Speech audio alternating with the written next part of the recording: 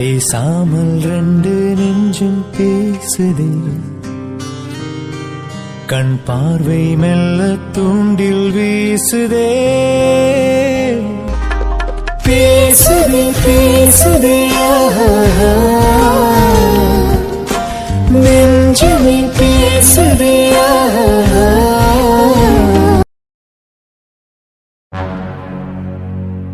என்ன இது, டாக்டர் நம்மளை செக் பண்ணி ரொம்ப நேரம் ஆகுது, ஆனால் இப்போ வரைக்கும் அவங்க வரவே இல்லை.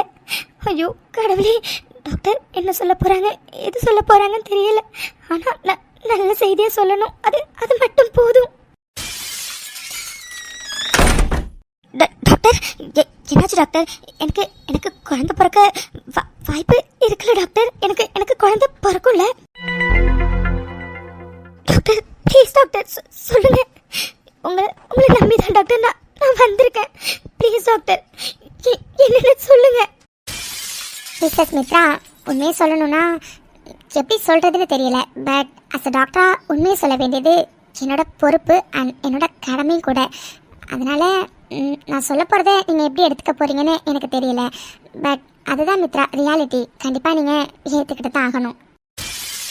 டாக்டர் என்ன சொல்ல போகிறீங்க? இங்கே பாருங்கள் மிஸ்ஸஸ் மித்ரா, உண்மை என்னென்னா உங்கள் ரிப்போர்ட்ஸ்லேயே தெளிவாக இருக்குது உங்களுக்கு குழந்தை பிறக்கிறதுக்கான வாய்ப்பு ரொம்ப ரொம்ப கம்மி, 5% தான் இருக்குன்னு. பட் இருந்தாலும் உங்களுக்கு அந்த ஃபயர் ஆக்சிடெண்ட் ஆகி 1 இயர் ஆகுதுன்னு சொல்கிறீங்க. அப்படி இருக்கும்போது இப்போது சான்சஸ் இருக்கான்னு நான் செக் பண்ணி பார்த்தேன். அதுக்காக தான் உங்களை செக் பண்ணுறதுக்காக உள்ளேயும் கூப்பிட்டுட்டு போனேன். பட் டாக்டர் என்னன்னு சொல்லுங்க doctor. I am really sorry Mitra, இதை எப்படி உங்ககிட்ட சொல்கிறதுன்னு தெரியல. பட் உங்களை செக் பண்ணி பார்த்ததில் உங்களுக்கு இப்போவும் குழந்தை பிறக்கிறதுக்கான சான்ஸ் ரொம்ப கம்மி தான்.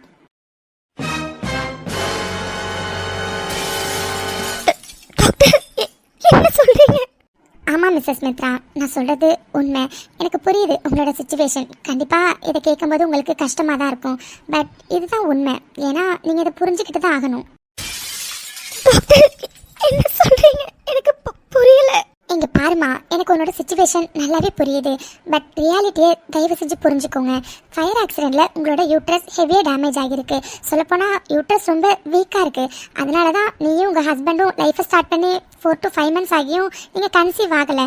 பட் லைஃப்பை ஸ்டார்ட் பண்ண எல்லாருக்குமே 4 to 5 months கன்சீவ் ஆவாங்களா அப்படின்னு கேட்டிங்கன்னா சத்தியமாக கிடையாது. பிகாஸ் ஒருத்தவங்களோட பாடி கண்டிஷனை பொறுத்து இருக்குது. பட் உங்கள் கேஸ் அப்படி இல்லை. உங்களுக்கு ஃபயர் ஆக்சிடென்ட் ஆகியிருக்கு அண்ட் நல்லா இந்த யூட்ரஸ் வீக் ஆகியிருக்கு. அதனால தான் பேபி உங்களுக்கு ஃபார்ம் ஆகிறதுக்கு இவ்வளோ டிலே ஆகுது. ஓப்பனாக சொல்லணும்னா உங்களுக்கு குழந்தை பிறக்கிறதுக்கான வாய்ப்பு ரொம்ப ரொம்ப ரொம்ப கம்மி மித்ரா. இதை நீங்கள் ஏற்றுக்கிட்டு தான் ஆகணும்.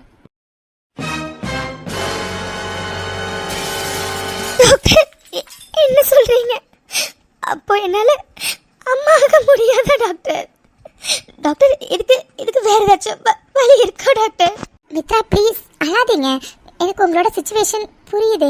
ஆனால் இதுக்கு வேறு வழி இல்லைம்மா. ஏன்னா குழந்தைய நீங்கள் தான் சுமக்க போகிறீங்க. அந்த குழந்தைய சுமக்கிறதுக்கு யூட்ரஸ் ரொம்ப முக்கியம். கர்ப்பப்பையே உங்களுக்கு வீக்காக இருக்குது. அப்படிங்கும்போது எப்படிமா அது சாத்தியமாகும்? தயவு செஞ்சு உண்மையை புரிஞ்சுக்க ட்ரை பண்ணுங்கள் ப்ளீஸ் மித்ரா, அழாதீங்க. டாக்டர் அப்போ கடைசி வரைக்கும் என்னால் அம்மா ஆகவே முடியாதா? இங்கே பாருங்க மித்ரா, குழந்தை உங்களுக்கு பிறக்குன்னு என்னால் உங்களுக்கு பொய்யான ஒரு நம்பிக்கையை கொடுக்க முடியாது. ஆனால் அட் த சேம் டைம் உங்களுக்கு குழந்தை பிறக்கவே பிறக்காதுன்னு என்னால் சொல்ல முடியாது. ஏன்னா உங்கள் யூட்ரஸ் எப்போ வேணாலும் உங்கள் ப்ரெக்னென்சிக்கு ரெடி ஆகலாம். அப்போ உங்களுக்கு குழந்தை ஆட்டோமேட்டிக்காக ஃபார்ம் ஆகலாம். ஆனால் இப்போதைக்கு அதுக்கு வாய்ப்பு இல்லைம்மா. அதை மட்டும்தான் என்னால் சொல்ல முடியும். டாக்டர் அது இப்போதைக்கு வாய்ப்பு இல்லைன்னா கொஞ்சம் மாதம் கழிச்சாச்சும் அதுக்கு வாய்ப்பு இருக்கா டாக்டர்? மித்ரா, நீங்கள் திரும்ப கேட்டாலும் என்னோட பதில் இதுதான். இப்போது நார்மலாக உள்ள ஒரு பர்சனுக்கு கர்ப்பப்பை வீக்காகி இருந்தால் அதை நம்ம க்யூர் பண்ணுறதுக்கான ட்ரீட்மெண்ட்ஸ் நிறைய எடுக்கலாம். பட் உங்களுக்கு ஃபயர் ஆக்சிடெண்ட் ஆகி அதனால் கர்ப்பப்பை வீக்காக இருக்குது. ஸோ அப்படி இருக்கும்போது இப்போ தான் குழந்தை ஃபார்ம் ஆகும், அப்போ தான் ஆகும் அப்படின்னு என்னால் எந்த உத்தரவாதத்தையுமே உங்களுக்கு கொடுக்க முடியாது மித்ரா. ஆனால் உங்களோட ரிப்போர்ட்ஸ் அண்ட் உங்கள் செக்கப்லாம் பண்ணி பார்த்ததுக்கப்புறம் இப்போதைக்கு உங்களுக்கு குழந்தை உண்டாகிறதுக்கான வாய்ப்பு இல்லை மித்ரா. இதுதான் உண்மை. தயவு செஞ்சு இந்த உண்மையை நீங்கள் அக்செப்ட் பண்ணி தான் ஆகணும். தயவு செஞ்சு அக்செப்ட் பண்ணிக்கோங்க. பிகாஸ் நீங்கள் இதை நினச்சி எவ்வளோ ஒரி பண்ணுறீங்கன்னு எனக்கு நல்லா புரியுது. பட் உண்மையை ஏற்றுக்கிட்டு தான் மித்ரா ஆகணும். ஸோ உண்மையை ஏற்றுக்க ட்ரை பண்ணுங்கள். மித்ரா, உங்கள் சுச்சுவேஷன் எனக்கு நல்லாவே புரியுது. ப்ளீஸ் ஃபீல் பண்ணாதீங்க. பட் இந்த மாதிரி கேசஸ் நாங்கள் நிறைய பார்த்துருக்கோம். ஸோ இந்த மாதிரி கேசஸில் குழந்தைய பிறக்காமல் போனவங்களும் இருக்காங்க அண்ட் குழந்தை பிறந்தவங்களும் இருக்காங்க. அப்படி இருக்கும்போது மிராக்கிள்ஸ் எல்லாரோட லைஃப்லையுமே எப்போ நடக்கும்னு தெரியாது மித்ரா. நம்பிக்கையோடு இருங்க. மித்ரா, ப்ரிஸ்கிரிப்ஷனில் சில டேப்லெட்ஸ்லாம் எழுதியிருக்கேன். ஸோ அதை மட்டும் கண்டினியூ பண்ணுங்கள். ஓகே? Okay doctor.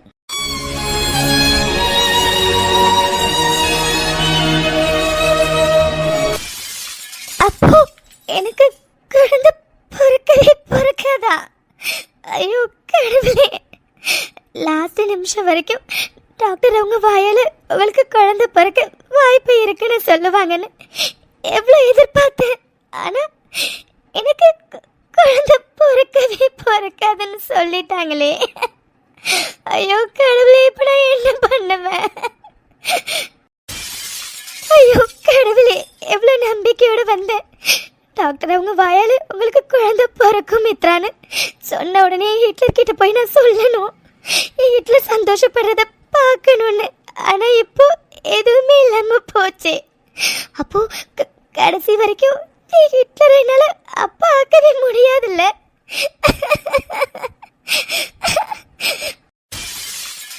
ஹிட்லர் எனக்காக எவ்வளவோ பண்ணியிருக்கான், எவ்வளவோ. யாருமே பண்ண முடியாததெல்லாம் பண்ணியிருக்கான். அவனுக்காக நான் பண்ணணும்னு ஆசைப்பட்ட ஒரே விஷயம் அவனை பார்க்கறது. கடைசியில் அதுவும் முடியாம போயிட்டு இல்லை. என் கடவுளே, நான் யாருக்கு என்ன பாவம் பண்ணினேன்? என் விதியையே இப்படிதான் எழுதி வச்சிங்களா? நான் கடைசி வரைக்கும் கஷ்டப்பட்டுட்டே தான் இருக்கணும்னு. கொஞ்ச நாளைக்கு முன்னாடி தான் என் அப்பா அம்மாலாம் கிடைச்சிட்டாங்க, என் ஃபேமிலி கிடைச்சிருச்சுன்னு ரொம்ப சந்தோஷப்பட்டேன். அதுக்குள்ளார எவ்வளோ பெரிய குண்டு தூக்கி என் தலையில போட்டுட்டீங்களே. என் கனவே எனக்கான ஒரு குடும்பத்தை நான் அமைக்கணும் தானே. அந்த கனவே இப்போ செதஞ்சு போயிட்டேன். ஐயோ கடவுளே. கேட்டியாடி? நல்லா கேட்டியா டாக்டர் என்ன சொன்னாங்கன்னு? குறை ஏன் மேல இல்லடி, ஓ மேல இருக்கு குறை. இப்ப எதுக்குங்க கத்துறீங்க? பாருங்க, எல்லாரும் நம்மளதான் பாக்குறாங்க. எனக்கும் தெரியாது இல்லைங்க என்கிட்ட தான் குறை இருக்குன்னு. பாக்கட்டும்டி, பாக்கட்டும், எவ வேணா பாக்கட்டும். எனக்கு என்ன வந்துச்சு? உன்னால எவ்வளவு அவமானப்பட்டிருக்கேன்னு எனக்கு தாண்டி தெரியும். போற வரவ எல்லாம் என்ன இன்னும் உனக்கு குழந்தை பிறக்கலையா, நீ ஆம்பளை இல்லையான்னு என்னை பார்த்து கேட்பாண்டி. எவ்வளவு அசிங்கப்பட்டிருப்பேன்னு தெரியுமா? ஆனா முழுக்க குறை ஓ மேல இருந்திருக்கு. ஓ மேல குறைய வச்சுக்கிட்டு எத்தனை பேர்கிட்ட நான் அவமானப்பட்டிருந்திருப்பேன். சொல்றீங்க இந்த மாதிரி சொல்லாதீங்க, கஷ்டமா இருக்கு. ஏய் வாய மூடி, எத்தனை பேர்கிட்ட எப்படிலாம் அவமானப்பட்டிருப்பேன்னு எனக்கு தாண்டி தெரியும். போற வரவையெல்லாம் நீ ஆம்பளை இல்லையா, அதனாலதான் உனக்கு குழந்தை பிறக்கலையான்னு எப்படிலாம் கிண்டல் பண்ணிருக்காங்கன்னு தெரியுமா? அப்பெல்லாம் எனக்கு எவ்வளவு வலிச்சிருக்குன்னு தெரியுமாடி? ஆனா இப்பதானே புரியுது. குழந்தை பிறக்காம இருக்கிறதுக்கு காரணம் உன்கிட்ட உள்ள குறை எனக்கு தேவைதான். எல்லாரையும் எதிர்த்து உன்னை லவ் பண்ணி தொலைச்சிட்டேன்னு உன்னை கல்யாணம் பண்ணல. எனக்கு இதெல்லாம் தேவைதாண்டி, இதுவும் தேவை, இதுக்கு மேலேயும் தேவை. டாக்டர் தான் ட்ரீட்மெண்ட் எடுத்தா குழந்தை பிறக்கணும் சொல்லிருக்காங்களே, அப்புறம் என்னங்க? அந்த நம்பிக்கையில தாண்டி நானும் இருக்கேன். குழந்தை மட்டும் பிறக்காம போகட்டும், அப்புறம் இருக்கு. போறவன் வரவன் கிட்ட எல்லாம் எவ்வளவு அவமானப்பட்டிருப்பேன். நீ ஆம்பளை இல்லையான்னு எத்தனை பேர் என்னை பார்த்து கேட்டு இருந்திருப்பாங்க. எப்படிலாம் நான் அவமானப்பட்டிருக்கேன்னு எனக்கு தாண்டி தெரியும். உனக்கு என்ன, வீட்லயே இருக்க, அதனால யார் என்ன சொன்னாலும் அதை பத்தி உனக்கு எந்த கவலையும் இல்லை. ஆனா நான் அப்படியா, வெளி இடத்துக்கு போயிட்டு வரேன், 4 பேரை பாக்குறேன். அப்படி இருக்கும்போது ஒருத்தனை என்கிட்ட எந்த மாதிரிலாம் கேட்பாங்கன்னு தெரியுமா? அந்த வலி வேதனை என்னன்னு எனக்கு மட்டும் தாண்டி தெரியும். எனக்கு மட்டும்தான் தெரியும். கோபப்படாதீங்க, கண்டிப்பா கடவுள் நமக்கு குழந்தை கொடுப்பாருங்க. நீங்க வேணும்னா பாருங்க, இந்த ட்ரீட்மெண்ட்ல கண்டிப்பா நமக்கு குழந்தை உருவாகுங்க. நம்பிக்கையோட இருப்போம். அந்த நம்பிக்கையில தான் நானும் இருக்கேன். சரிவா, வீட்டுக்கு நேரம் ஆகுது, கிளம்பலாம். அவரு கோபப்படுறதுலயும் நியாயம் இருக்குல்ல. இவ்வளவு நாள் என்கிட்ட தான் குறை இருக்குன்னு தெரியாம எல்லார்கிட்டையும் அவர் நமக்காக எவ்வளவுதான் பேசினாரு. இன்னைக்கு இந்த அளவுக்கு கோவப்பட்டு பேசுறாருன்னா அதுக்கு காரணம் நாம தானே. அவர் சொல்ற மாதிரி நம்ம வீட்டுல மட்டும்தான் இருக்கோம். வீட்டுல யாராச்சும் ஏதாச்சும் கேட்டாங்கன்னா அது வீட்டோடய முடிஞ்சிடும். ஆனா அவரு 4 இடத்துக்கு போயிட்டு வர்றவர். அப்ப அவர்கிட்ட எத்தனை பேர் கேட்டிருப்பாங்க, எத்தனை பேர்கிட்ட அவமானப்பட்டிருப்பாரு. அதனால அவர் கோவப்படுறதுல தப்பே இல்லதான். கடவுளே, எப்படியாச்சும் எங்களுக்கு இந்த ட்ரீட்மெண்ட்ல குழந்தை உண்டாகிடணும். இது மட்டும் தான் உங்ககிட்ட நான் கேட்பேன்.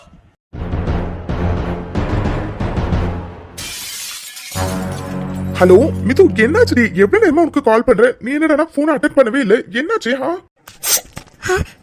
அது ஒன்றும் இல்லை, ஃபோன் சைலண்ட்ல இருந்துச்சு, அதான். ஓ அப்படியா, நான் பயந்தே போயிட்டேன்டி. என்னடி இது, உன்ன உங்க வீட்டுக்கு ரீச் ஆனோன்னே நான் கால் இல்லைன்னா மெசேஜ் பண்ண சொன்னல, நீ ரெண்டுமே பண்ணல. எவ்வளவு பயந்துட்டேன்னு தெரியுமா? இப்பதான் மீட்டிங் முடிஞ்சது, அதான் சரி ஓகே கால் பண்ணலாமேன்னு பண்ணா சுத்தமா நீ எடுக்கவே இல்லை. ரொம்ப பயந்துட்டேன்டி. அம்மா நீ வீட்டுல தானே இருக்க? மித்து, நீ உங்க வீட்டுக்கு போறேன்னு சொன்னியேடி, அதான் உங்க வீட்டுக்கு போயிட்டியா, உங்க வீட்டுல தானே இருக்கேன்னு கேட்டேன். அது இனிமேதான் கிளம்பணும். என்ன இனிமேதான் கிளம்பணுமா? என்னடி காலையிலேருந்து வீட்டுக்கு போகணும், சீக்கிரமா போகணும்னு அவ்வளோ அவசர அவசரமா கிளம்புனேன். இப்போ என்னடா இனிமேதான் கிளம்பணும்னு சொல்றேன். அது அம்மா வீட்டுக்கு இன்னைக்கு போலாமா இல்லை நாளைக்கு போலாமான்னு யோசிச்சுட்டு இருந்தேனா, அதான் ரொம்ப டைம் ஆயிடுச்சு. இதுக்கு மேலே போக முடியாதுல்ல, அதனால நாளைக்கு போய்க்கலாம். அது சரி, இதுக்கு தான் மேடம் பரபரப்பா கிளம்பிட்டு இருந்தீங்களா? சரி ஓகே மித்து, அது ஒன்றும் இல்லடி. ஆக்சுவலாக எனக்கு மீட்டிங் சீக்கிரமாவே முடிஞ்சிருச்சு. அதான் அப்படியே வரும்போது நீ வீட்டில் இருந்தனா உன்னை பிக்கப் பண்ணிட்டு போகலான்னு நினைச்சேன். ஆனால் நீ தான் உங்க வீட்டுக்கே போகவே இல்லைன்னு சொல்றியே. அப்போ ஓகேடி, ஆஃபீஸில் கொஞ்சம் ஒர்க்ஸ்லாம் இருக்கு, நான் முடிச்சுட்டு கொஞ்சம் லேட்டாக வரேன். ஓகே ஓகே சரி, நான் அப்போ ஃபோனை வைக்கிறேன். மித்து வெயிட், என்னாச்சு? ஏன் ஒரு மாதிரி பேசுற நீ? வாய்ஸே சுத்தமா சரியில்லை. அப்படிலாம் இல்லை, நான் நல்லா தான் இருக்கேன். மித்துக்குட்டி நல்லா இருந்தாங்கன்னா அதுவே எனக்கு போதும். சரி ஓகே மித்து, ஆஃபீஸில் நிறைய ஒர்க் அப்படியே பெண்டிங்கில் இருக்கு. அதோட கிளைண்ட்ஸ்லாம் வேற இன்னும் கொஞ்சம் நேரத்தில் வந்துடுவாங்க, அவங்கள வேற பார்க்கணும். சரி ஓகே, நான் ஃபோனை வைக்கிறேன், ஈவினிங் பார்க்கலாம். பாய் பாய்.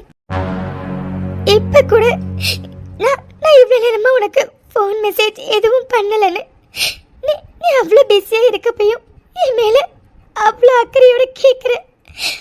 உனக்கு என்னால ஒரு சந்தோஷத்தையுமே கொடுக்க முடியலையே வீட்டில். என்னால சத்தியமா இதை தாங்கிக்க முடியல வீட்டில்.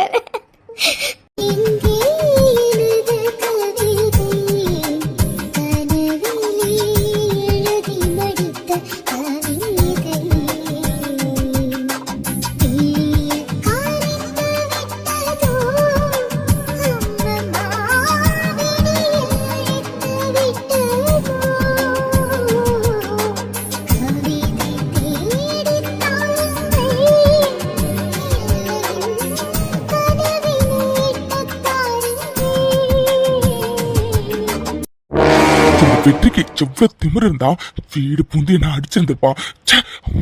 அவன் கொடுத்த காயம் இப்ப வரைக்கும் ஆறவே இல்லை.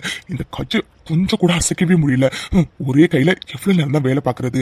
அதுவும் இந்த வெற்றி மகாவும் இந்த ஆபீஸ்ல க்ளோஸா இருக்கிறத பார்க்கும்போது பத்திக்கிட்டு வருது. விட்டவே மாட்டேன். டே வெற்றி, நீ எதிர்பார்க்காத அளவுக்கு உனக்கு ஒரு பெரிய ஆப்பு வச்சிருக்கேன்டா மோவனே. அதுல இருந்து உன்னால தப்பவே முடியாதுடா. டேய் நீயா? ஆமா பேபி, நானே தான். நலந்தானா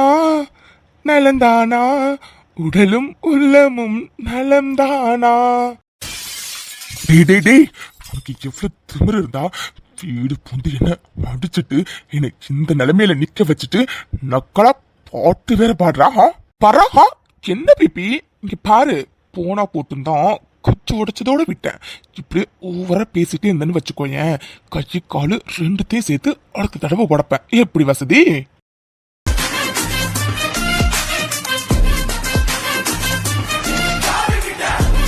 சின்னடா திமுறா? ஆமாண்டா, அப்படியே வச்சுக்கோ, திமுறுதானே வச்சுக்கோ.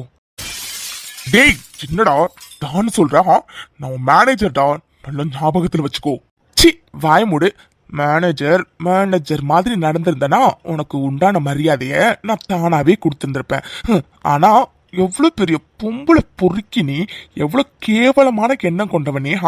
உனக்குலாம் மரியாதை மண்ணாங்கட்டிலாம் முக்கியமா என்னஹா? உனக்கு இந்த அளவுக்கு மரியாதை கொடுக்கறது அதிகம்தான் பிபி. டேய் உனக்குலாம் கொஞ்சம் கூட வெக்கமாவே இல்ல. அன்னைக்கு பார்ட்டியில அவ்வளவு கேவலமா நடந்து என்கிட்ட அடி வாங்கிட்டு மறுபடியும் வீடு பூந்து உன்னை நான் அடிச்சதுக்கு அப்புறமும் ஆபீஸ் வரத்துக்கு உனக்கு வெக்கமா இல்ல?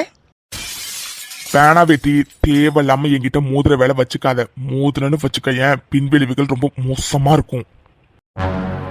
ஐயோ அப்படியா? Sorry Kavin sir, sorry. அடச்சே வாய மூடு. பெரிய உத்தம மாதிரி பேசிட்டு இருக்கா. என்னடா என்ன நீ இந்த கம்பெனிக்கே பெரிய ஓனரா? என்னமோ ஓனர் மாதிரி ஆனா ஊனா என்கிட்ட வச்சுக்காத பின்விளைவுகள் ரொம்ப மோசமா இருக்குன்னு சொல்லிட்டே இருக்கா. டேய் போன வாரம் உனக்கு நேரா தானடா சிஓ சார் என்னடா சொன்னாரு? நல்லா வேலை பாக்குறீங்க வெற்றி, கீப் இட் அப். இந்த வருஷம் best employee of the year உங்களுக்கு தான் கொடுக்கறதா நாங்க இருக்கோன்னு உனக்கு நேரா தானே சொன்னாரு. டேய் அந்த அளவுக்கு நான் நல்லா பெர்ஃபார்ம் பண்ணி எனக்குன்னு ஒரு பேரை கிரியேட் பண்ணி வச்சிருக்கேன். நீ நடத்தினா உடனே வேலையை விட்டு தூக்க முடிஞ்சிருமா? உன்னால ஒன்னும் புடுங்க முடியாது சரியா? இங்க பாரு பிபி, இப்ப கூட உன் முகத்தை பாக்குறதுக்கு எனக்கு சுத்தமா பிடிக்கல. வேற என்ன பண்ணி தொலைகிறது? உங்ககிட்ட தானே ரிப்போர்ட்ஸ் எல்லாம் சப்மிட் பண்ண வேண்டியதா இருக்கு. அதான் ரிப்போர்ட்ஸ் எல்லாம் மெயில் பண்ணிருக்கேன், செக் பண்ணுன்னு சொல்றதுக்காக வந்தேன். டேய் இங்க பாரு, மகாவை தொடணும் நினைச்ச அன்னைக்கு உன்னை கொன்னு போட்டிருந்திருப்பேன். ஆனா உன்ன மாதிரி ஒரு கேவலமான பிறவியை கொண்டுட்டு ஜெயிலுக்கு போறதுக்கு நான் ரெடியா இல்லை.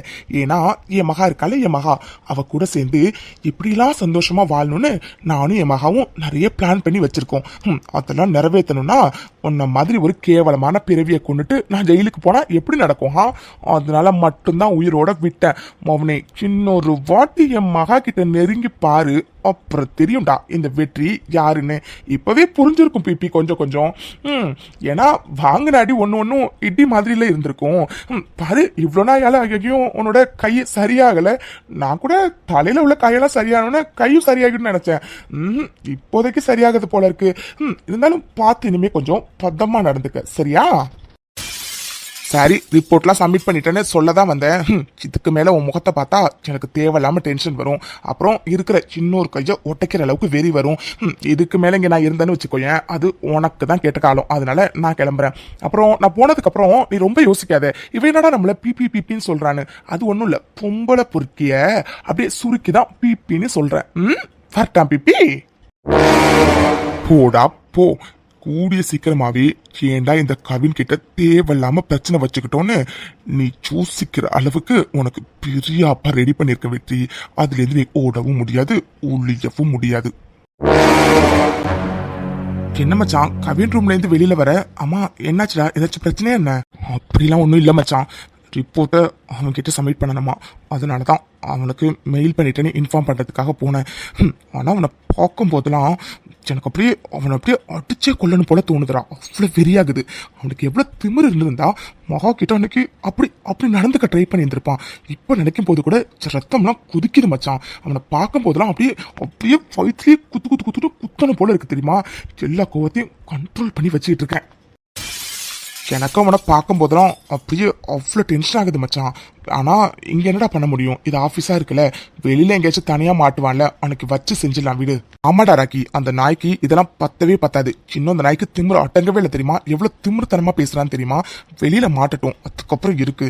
முன்னாடி கையை மட்டும் தான் உடைச்சேன், இன்னொரு தடவை காலை சேர்த்து உடைக்கணும்டா. மச்சா கூல்டா, ரிலாக்ஸ். மகா வரப்பாரு. சரிடா, நான் என் கேபின் போகிறேன், பாய். சரி மச்சான் நீ போ. ஹலோ மேடம், என்ன வந்ததுலேருந்து சைலண்டாவே நிக்கிறீங்க? இந்த மாதிரிலாம் சைலண்டா நிக்க மாட்டீங்களே, என்னாச்சு என் மாமிக்கு? அது உங்ககிட்ட உனக்கு கேட்கணும் வெற்றி. என்னடி கேளு. அது அன்னைக்கு பார்ட்டியில ஏதோ நடந்திருக்கு. ஏன்னா கவின் அதுக்கப்புறம் ஆஃபீஸ் வரவே இல்லை. அப்புறம் 1 வீக் கழிச்சு தான் வந்தான். அதுவுமே கையில எல்லாம் கட்டு போட்டுட்டு அப்படி தான் வந்தானே. அப்போ கண்டிப்பா பார்ட்டியில தான் ஏதோ நடந்திருக்கு. அதனால தான் வெற்றி கேட்குறேன், என்ன நடந்துச்சு பார்ட்டியில? நான் தான் ஏற்கனவே சொன்னனே, அப்படிலாம் எதுவும் நடக்கலடி. இல்லை, நீங்கள் போய் சொல்கிறீங்க. அன்றைக்கி பார்ட்டியில் ஏதோ ஒன்று நடந்திருக்கு. நீங்கள் அதை என்கிட்ட சொல்லாமல் மறைக்கிறீங்களோன்னு எனக்கு தோணுது.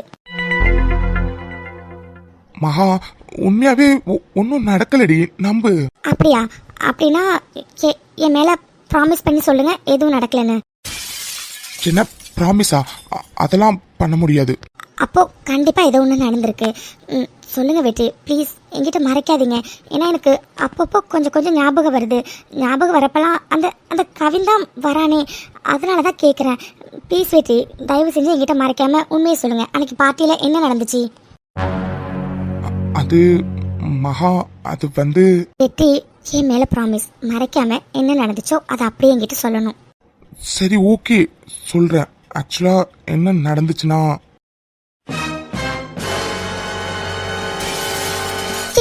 என்ன என்ன வெட்டி சொல்றீங்க? அந்த கவின் என்கிட்ட தப்பா நடந்துக்க பார்த்தானா? ஹே மாமி, என்னடி இது இப்படி திடீர்னு இவ்வளோ ஃபீல் பண்றா?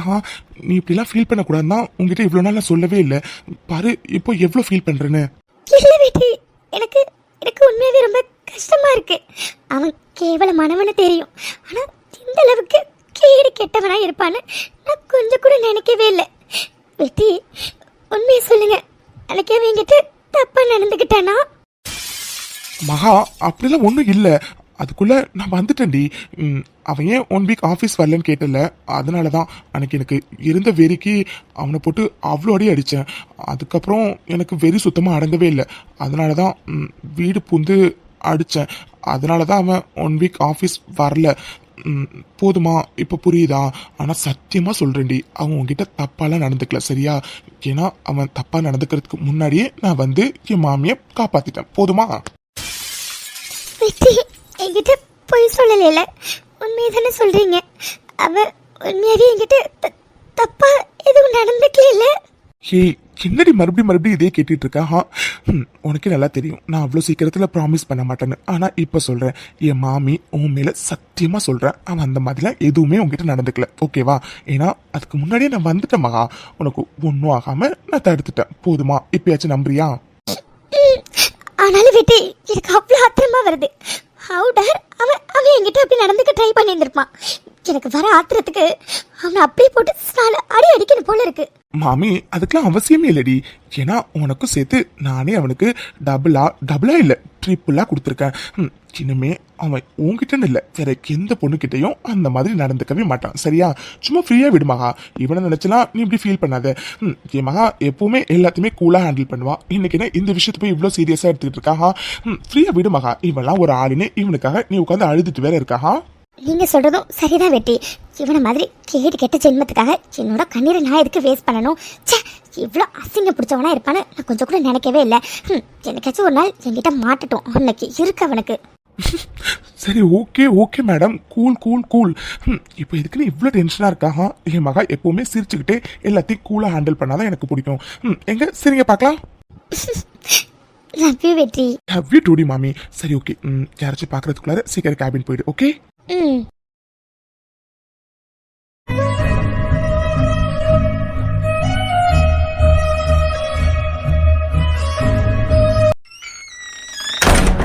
ஹாய் மித்துக்குட்டி, சாப்பிட்டியா? சாரிடி, கிளைண்ட்ஸ்லாம் திடீர்னு டின்னருக்கு இன்வைட் பண்ணிட்டாங்க, அவாய்ட் பண்ண முடியல. அதனால தான் அவங்க கூட டின்னர் சாப்பிட்டேன். நீ சாப்பிட்டியாடி? மித்து, என்னாச்சு? ஏன் ஒரு மாதிரி இருக்க நீ? அது ஹிட்லர் உங்ககிட்ட ஒன்று கேட்கணும். என்னடி? கேளு. அதுக்கு எதுக்கு இவ்வளோ தயங்குற? இல்லை, அது வந்து நான் கொஞ்ச நாள் எங்கள் அம்மா அப்பா வீட்டில் போய் தங்கிட்டு வரட்டுமா?